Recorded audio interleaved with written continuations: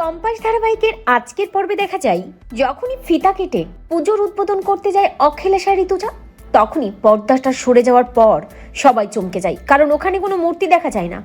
আকাশ ভেঙে পড়ে কম্পাসের মাথায়, চিৎকার করে বলে একই মায়ের মূর্তি কোথায় গেল। অপরদিকে ঋতুজা অবাক হয়। অন্যদিকে অখিলেশ ভাবতে থাকে তার মানে এই সব কিছুর পেছনে কি আবার অন্য কারো হাত রয়েছে। আমি অবশ্যই এই ব্যাপারে কিছু জানি না। হঠাৎ অখিলেশের চোখ পড়ে মুক্তির দিকে। মুক্তির চোখের ইশারায় অখিলেশকে বলে যে এই কাজটা তারাই করেছে আর এবার শুধু মজা দেখতে হবে। অখিলেশ বুঝতে পারেন যে হ্যাঁ, মুক্তি তাহলে এই সব কিছুর সাথে আছে। কম্পাসকে এবার এই কলেজ থেকে তাড়াতেই হবে। অখিলেশ ও মুক্তির প্ল্যানটা বুঝতে পারে। অন্যদিকে ঋতুজা কিছুতেই বুঝতে পারে না মূর্তিটা গেল কোথায়। ওখানে গেস্টরা সবাই থাকে।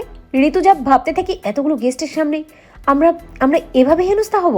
ঋতুজা কম্পাসকে গিয়ে বলে এ কি রে কম্পাস, মায়ের মূর্তি কোথায়? কম্পাস ঋতুজাকে বলে মা আমি কিচ্ছু জানি না, মায়ের মূর্তি তো এখানেই ছিল, আমি তো সবকিছু ঠিকঠাক করে কাল রাতে এখান থেকে গিয়েছি। অপরদিকে দূরে দাঁড়িয়ে দেখে মোনালিসা, মাহি, অরিন এরা খুব মজা পায়। মোনালিসা ভাবতে থাকে কম্পাস তোকে এবার কে বাঁচাবে বল। যে ঋতুজা চৌধুরী তোকে মাথায় করে রাখে, এবার সেই ঋতুজা চৌধুরী তোকে পায়ে ফেলবে, এই কলেজ থেকে রাস্টিকেট করবে, দেখিস।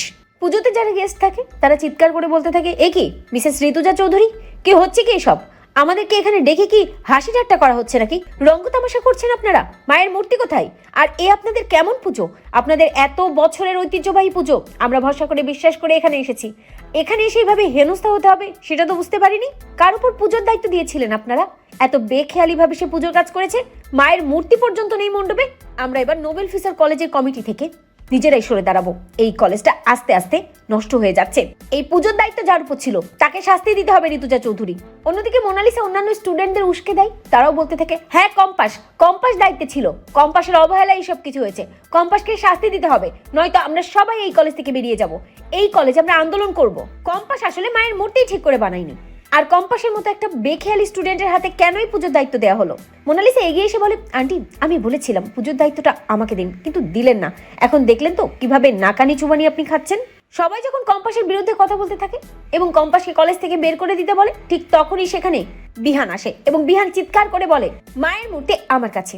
কম্পাস ঠিকভাবেই মায়ের মূর্তিটা বানিয়েছে আর এখানে ছিল মূর্তিটা, এই মূর্তি এখন আমার কাছে।